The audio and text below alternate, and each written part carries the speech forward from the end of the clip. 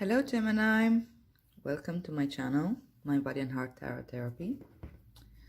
I'm here to do the reading for the month of June. Happy birthday, we're entering your season. I pre-shuffled the cards already, but as always I'm gonna keep shuffling until the cards start popping out. So this is a general reading for the sign of Gemini, Sun, Moon and Rising signs.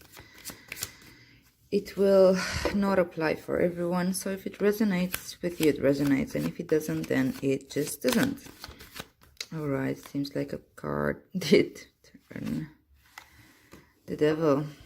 Alright, we start high.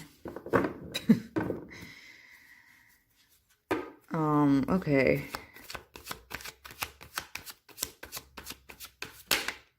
And the Tower, my goodness, Gemini. Actually, these two together probably go really, really well. Because the devil is the embodiment of what holds humanity back. It is really like what you want to work with. Is the shadow self that needs to be just trying really hard to reveal itself through behaviors or through... I don't know, it's usually like whatever behavior comes from the shadow self, which has to can manifest in addiction and compulsive, whatever it is compulsive, to be honest, whether it's compulsive sports. I know that's not what you would expect, but anything, like, of course, it's alcohol consumption, kind of substance consumption, sex, relationships, like codependency type, everything that becomes compulsively, it comes from the shadow self, and it's usually a cry for help from that side of you which has been neglected, which doesn't have its needs being met. And usually those needs are very, very simple, no matter how our minds complicate things over and over again and intellectualize everything and rationalizes everything. Usually those needs are as simple as I need to be loved, I need to be seen, I need to connect, and I need to, I don't know, I need to just be, you know, I need permission to just be.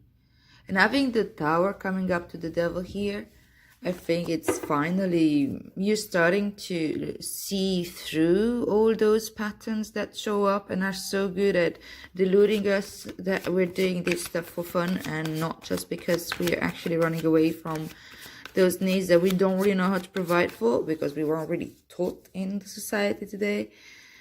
Well, the Tower falling tells me that you will start seeing through. Like, you really start seeing through, and you start making maybe contact with that inner child, that part of you that's been stuck into these patterns. You see, also having the couple there being chained to the devil's throne, if you want to call it. Those are like a mirror image of the lovers, yes, and that can show literally connection with codependency and just the way you show up in relationship, whether you show up from a place of love and nurturing, or whether you show up from a place where you just want something from the other person because you need them to fulfill your needs. You want them to fulfill your needs because you don't know how to fulfill them yourself. Which is normal, by the way. All of this is very, very normal. This is how we've been conditioned into this society, into this world. So don't waste time feeling shame or guilt. This is what we're all guilty of. This is part of the human condition nowadays, at least. But it is very good to start being aware of this, right? And that's what the Tower does. It brings awareness, not necessarily in the most comfortable of ways. Like, look at this. Look at these people. Could be very much the same two people. You know, they're being held in the top of the tower there. We're gonna continue this in a moment. They're being held in the top of the tower there in the devil's den. And here we are. You have divine intervention. it's a help. This is like, this was the cry for help, and this is the help coming through, and this is liberation, really. This liberation from one way of thinking or one way of being that imprisoned you.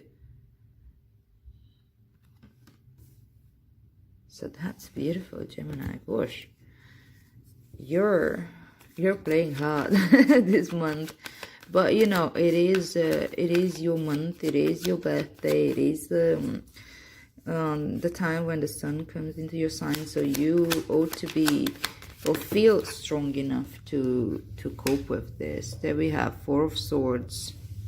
This rest is definitely needed after this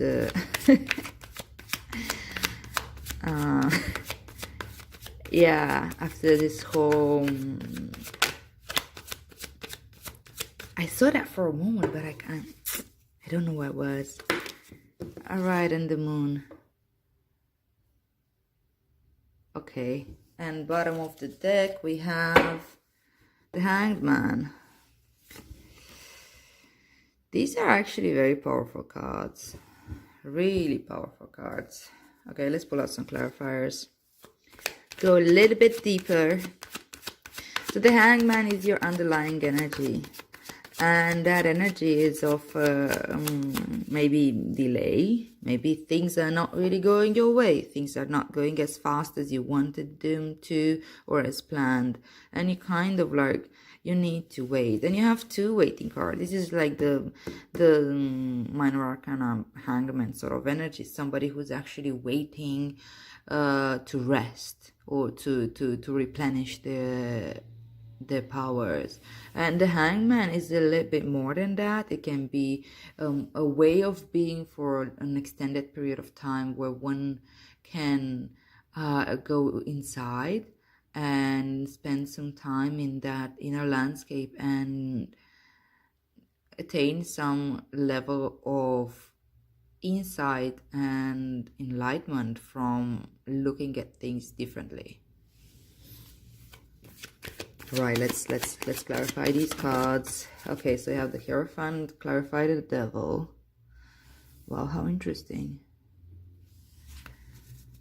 Okay, what do we have for the Tower?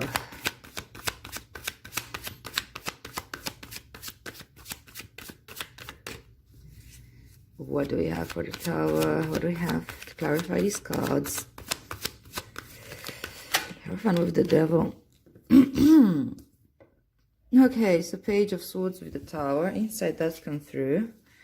And there's also change that comes with this Tower. So that's what we want.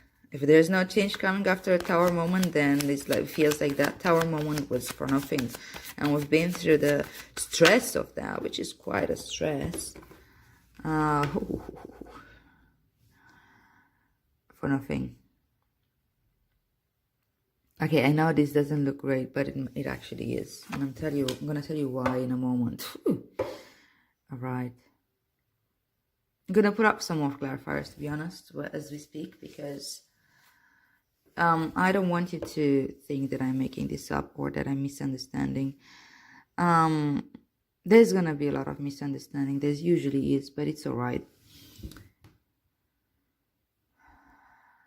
Your Hierophant, clarifying the Devil, tells me that this has to do with like deep conditioning and your belief system that's been embedded in you from most of your life. This is how you know life.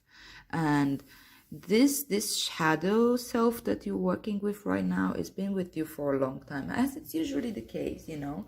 But it's not something that you picked up in your late teens or in your 30s or something like that. It's something that has been with you forever, and you've been aware of it, and probably just identified with it for most of your life. To give you an example, let me think of an example. It has to do with like the deepest limiting beliefs. Remember, the Devil is about what holds us back from fulfilling our full potential as beings on this planet, right? And the Hierophant is all about the belief system, is all about the conditioning, is all about what is it that who are your teachers, what did they teach you. And it's a 5. Fives are it's a card of growth, it's a card of going out of the comfort zone, out into the unknown, to expand, to grow. Also, I don't know, when I look at this 5 and when I think about this context of the devil, of the Hierophant, most of our limiting beliefs are being incorporated in our ego, in the way we show up into the world, the way we think of the self before the age of 5, actually. So we understand and we make conclusions with a very young child's mind based on everything. Say, for example, the parents had been always responding to you when you were crying and you were, say, 3, and suddenly they have a little bit shift in education because they realize that you are old enough to learn that you use the crying for more than just because you're hungry. Maybe you want to get your way one way or another. You want attention, you want care, you want play, you want whatever. And it's normal. And it's also normal that the parents at some point start giving that extra care and attention because they want you to be able to learn how to manage your very, very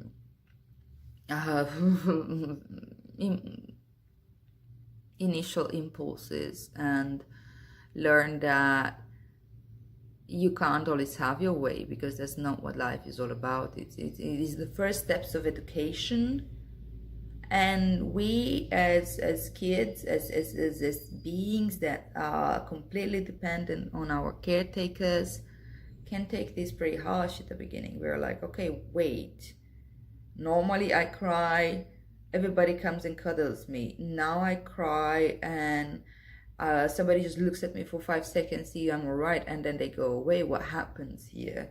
What's wrong? What? And you get somehow this belief that something is wrong, And then actually it goes later and later on into much more concrete actions in which, parents are also just people. Caretakers are also just people that have a life, and they have faults, and they're imperfect, and sometimes maybe they turn their back on us whenever we need expected, or when we need a hug and they're not able to because, I don't know, they have a phone call from work and they're very stressed out.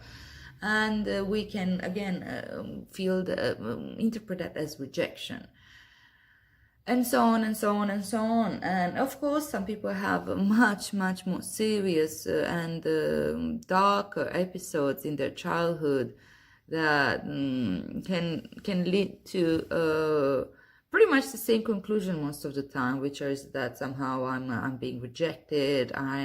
Therefore there's something wrong with me. There's some sense of inadequacy. There's some sense of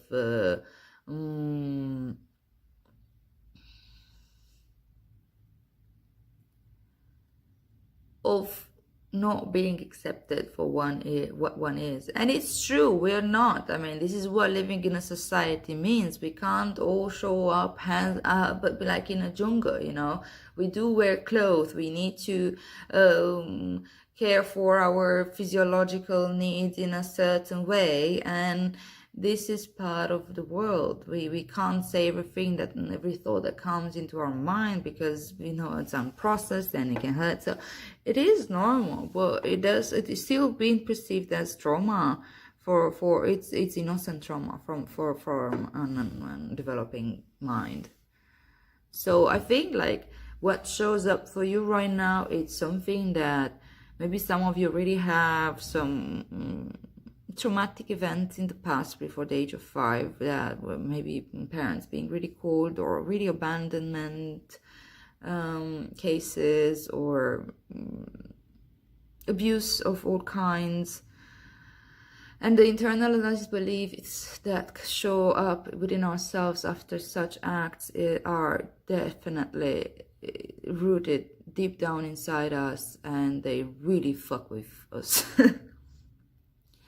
And yeah, it's time to maybe look at it. And this is why you need this period of break. This is why you need this period of looking. You see, the Hanged Man is somebody who actually is doing this.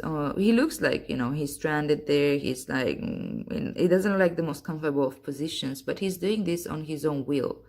The serene expression on his face shows that he's actually, and also the halo around his head, he attains alignment from this, and this is a choice.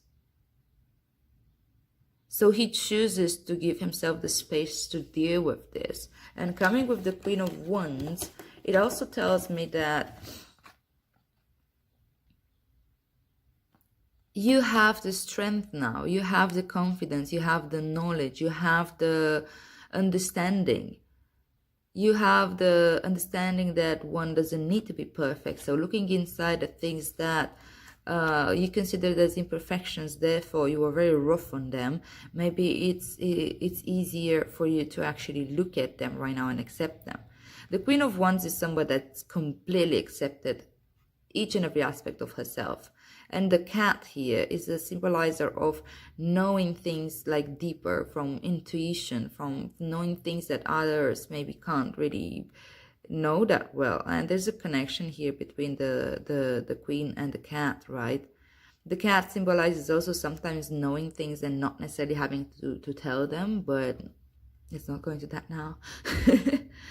It's more about awareness of connecting with your intuition and allowing for the process, and now allowing that you have the strength, allowing that you have the illumination that you need right now. You see, like, she's got this sunflower here, which is a symbol of joy, but it's also a symbol of the sun, connection with the sun card, which is enlightenment as well, and revealing. And yeah, this Hanged Man here is got the halo, so he is learning from this process of hanging upside down from a tree. It's his form of meditation, and it's his form of going within and looking at things differently. And this is pretty much what's happening right here, which is damn beautiful, Gemini, and brave. But the Queen of Wands is also very, very courageous energy. She is, and at the same time, she's a queen, right? She's not the king, she's the queen. And the queens are ruled by the drive of the heart. So whatever it is that's happening here, it's coming from a rather more nurturing place. Not the most nurturing of the queens, but still a queen. So she has a little bit more feminine quality to it. That means that she's also able to nurture, and she's able to look at what's happening without judgment, right? Which is what is needed right now. So the Tower of the Page of Swords here are showing the change that comes from this process of going and looking really at this probably old trauma that you've been facing, or you've been carrying for a long time. As I said, trauma doesn't necessarily mean something like sexual abuse, even though it can be the case, or something like really horrible war, blah blah. Trauma can be developmental trauma and innocent trauma, and we all carry that to a different degree, but we all carry that sort of trauma. And yeah, we all identify with the shadow self that literally becomes a bit of a blind spot. It becomes that knight in shiny armor who comes to protect that little child there, which is being threatened by whatever the traumatic event was. And unfortunately, by having this blind spot, that child becomes forever blind and stuck in there. And our patterns and our defense mechanisms, the shadow self, it's really a defense mechanism. And these defense mechanisms, they work for us at the time. We really need them. Otherwise, we cannot survive the trauma that we're going through, no matter what kind. but yeah, they become obsolete at times. And the thing with the Hierophant is also that we keep justifying and rationalizing our defense mechanisms and our compulsive behaviors because it's what we know. It's what is known to us. It's how we grew, and this is how what society also kind of enforces. It's kind of useful for the society that we are being compulsive, so they can actually, function as it is. It's people that are have compulsive behaviors are much easier to control and much easier to become customers of everything that people are selling. Just not to go too deep into that because let's not talk about social justice and all that. But it is important to own whatever trauma it is that we're carrying, address it, and understand also that this is not us. This is something we've been taught for a very, very, very, very young age and blah, blah, blah, but it's not necessarily us. And this, it shakes the shit out of us because it really fucks with the whole self-identity, and it really can feel incredibly uncomfortable. Well, to a certain degree, it depends also the extent of and the gravity of the trauma that we're actually facing right now. And the power that shadow self has over me, and how deeply I really identify with it. Some of us actually grow with a little bit of innate awareness that that's not all there is to me, or that's not really part of who I am. It feels like a little bit alien or something, but kind of go along with it because it's there and we don't really know what to make of it.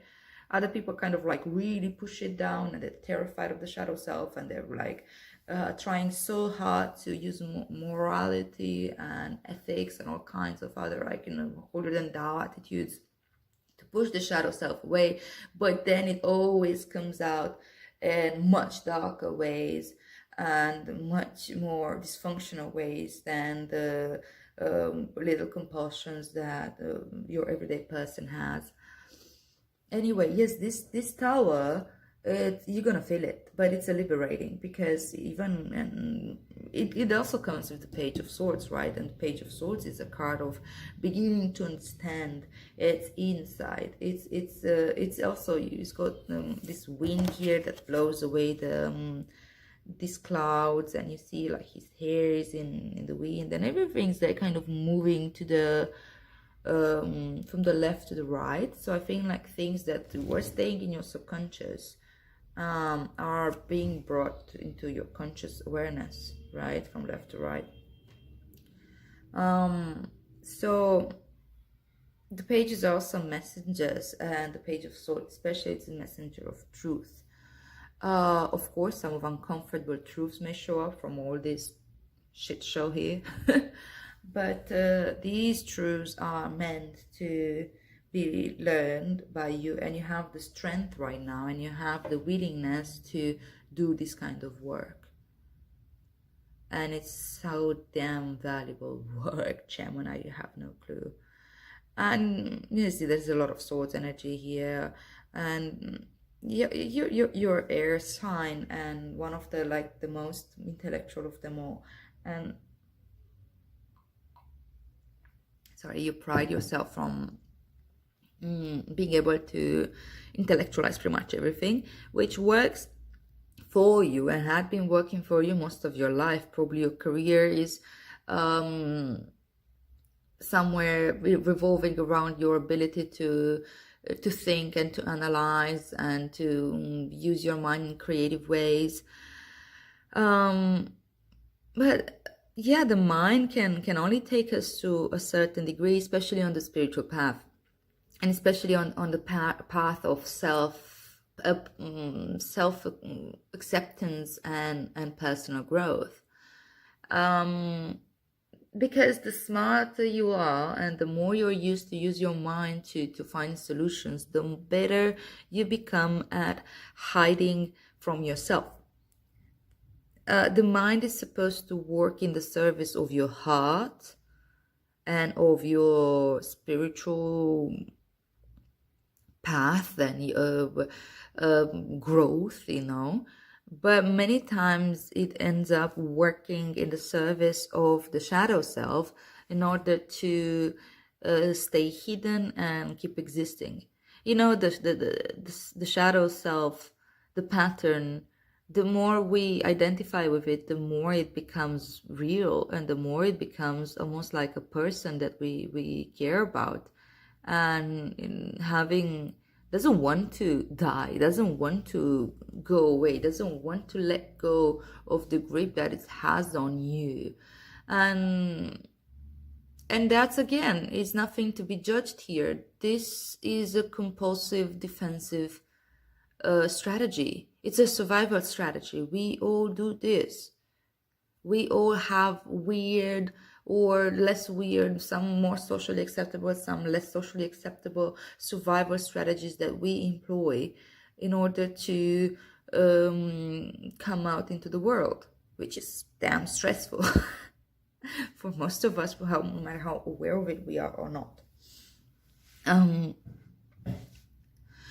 So the Seven of Swords here is being revealed by after this process, and you can reveal that by having this break that is needed. It's damn needed. Your mind needs a break here. You see, this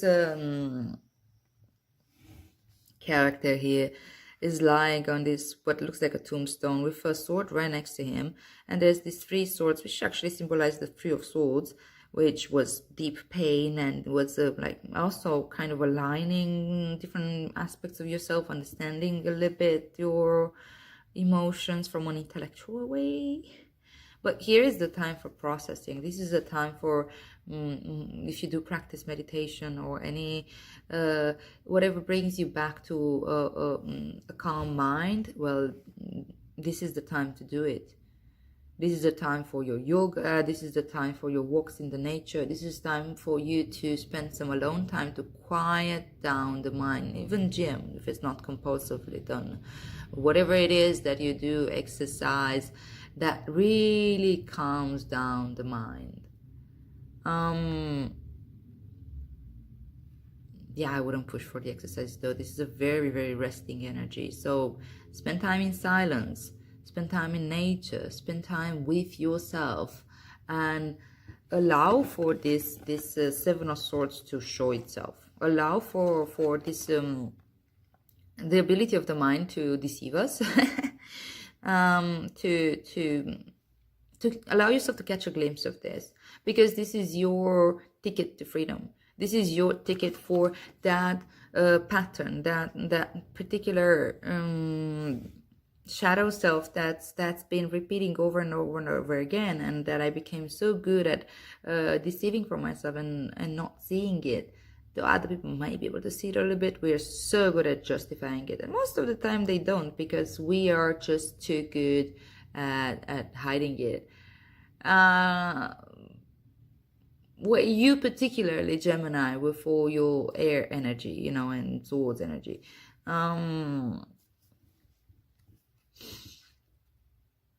so I think this is this coming as an advice to you, really, to slow down and to give your mind a rest. Give your mind a rest.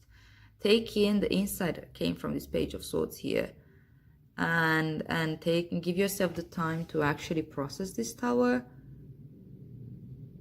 And by this tower falling down, you start glimpsing at the way you've been rationalizing things that don't really serve you, and behaviors that don't really serve you. You start seeing how your mind is like keeping you a hostage in whatever it is that holds you back. Whatever you want to do, think about that. For example, whatever it is that you want to do in the future, that is something like a desire, deep desire from your heart, and you feel immediately like, no, but I can't do this.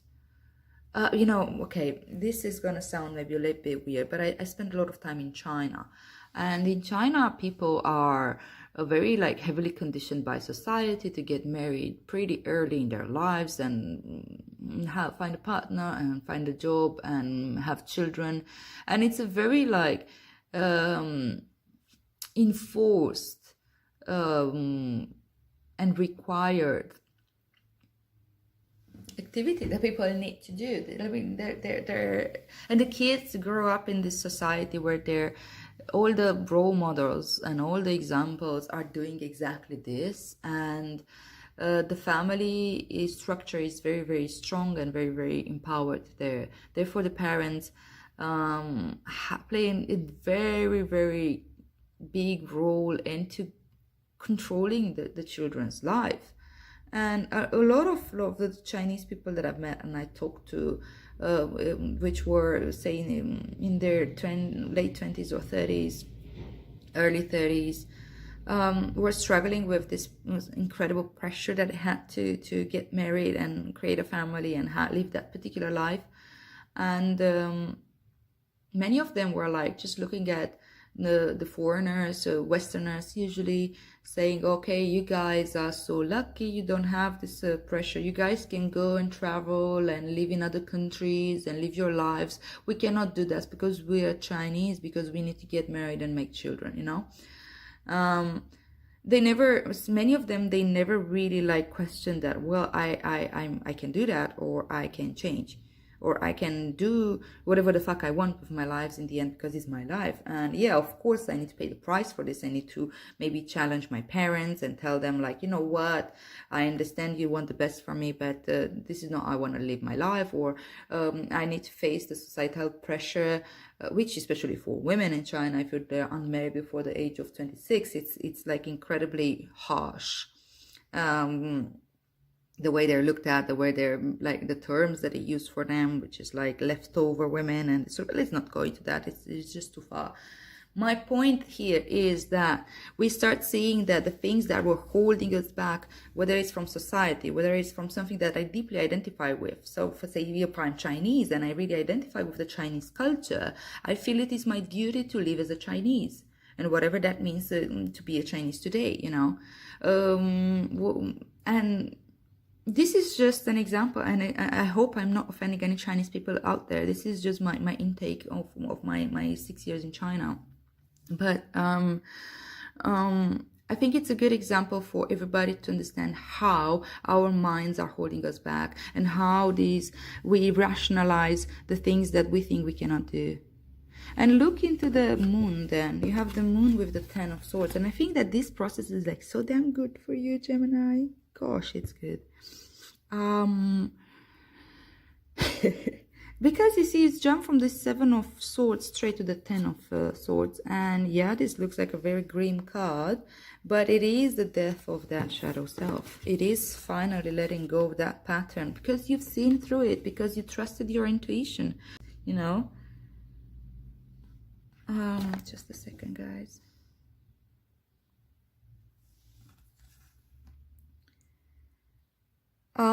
Yeah, so you really went deep, and you allowed yourself to kind of look at this part of you which you probably resented or hid or didn't really accept, or didn't really look at face value. You kind of allowed it to manipulate you and to misguide you, and your mind just found solutions to justify. But your mind like really had, like, through, especially through meditation, this is like what we do. We look at our minds and we look at our conditioning, really, yeah.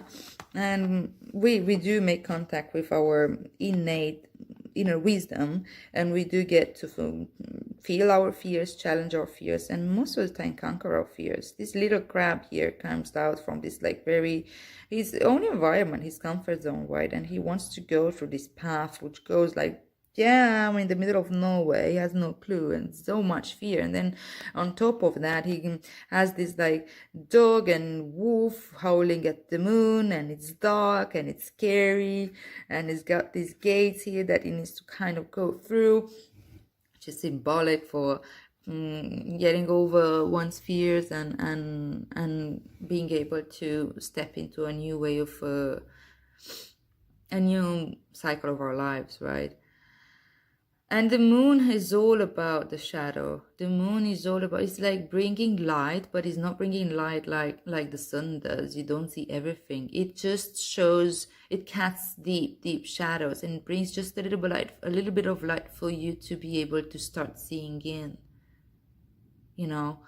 And you know, we don't really know what lies into that shadow. That's the thing. Most of the time we believe it's like the scariest and darkest thing that lies into the shadow. That's why we stay frozen. We don't really look into it because we're terrified. But this devil, usually it's really not as dark and as grim as we thought. It becomes dark if we don't look at it. That's how it gets its power. It becomes the darker, it becomes the wilder and the crazier and the crueler and like with the most craziest manifestations, if we don't have the courage to look at it, if we turn a blind eye to whatever lies in there, and if we ignore the needs that are not being met, which pretty much the devil covers for. So look into the shadow, allow yourself this walk, and allow yourself to take these fears of yours and turn them into your allies. Learn how to listen to the fear, and with fear in your heart, move on. Because the fear is there to protect you, but if it takes control over you, then it's a poor servant. It's not going to serve its purpose any longer. So listen to your intuition. Go out there, look into the shadow, and see that the shadow is not something that needs to stay with you. It's just somebody who's been hurt. It's a part of you that's been hurt. It's a part of you that didn't get a chance to get enough attention, love, and that big five-headed monster that you've been like struggling with or running away from or trying to hide from, it's not really that dark. It's just a part of you that doesn't need to be anymore. And it's okay for it to die. It's okay for it to go. It's okay for it to lose its grip on you. And the sun is shining again. See? The darkness gets... This is a very like dark sky here. The night is going away, and this is like the sun shining again. And this is pretty much where you're going. Because you've been brave, because you looked at it, and because you had the strength and the time and the presence to do what is right for you in order to allow this process to go. You know what I like? A lot of people think that spiritual awakening is something like, you know, happy, joy, smiles, and being zen all the time and sharing love out there. Well, that can happen to some few, but most of the time spiritual awakenings are difficult. And yeah, most of us go through them kicking and screaming. We're not just like, yeah, sure, bring it on. So I hand it to you, Gemini. This is hard work that you're doing, but it's damn good. And I thank you on behalf of the rest of humanity for doing this work, because it will benefit all of us. It will. It really does. Because the way you look into yourself and the way you show up for yourself, it's going to change the way you show up into the world. And as you show up within yourself and welcome the parts of you that had been stranded, and allowing them to exist and allowing them to not exist when they don't need to exist, and just giving permission and love and compassion to each and every aspect of yourself, the more you are able to do this for the rest of the world, because you've met the shadow and because you understand where that comes from.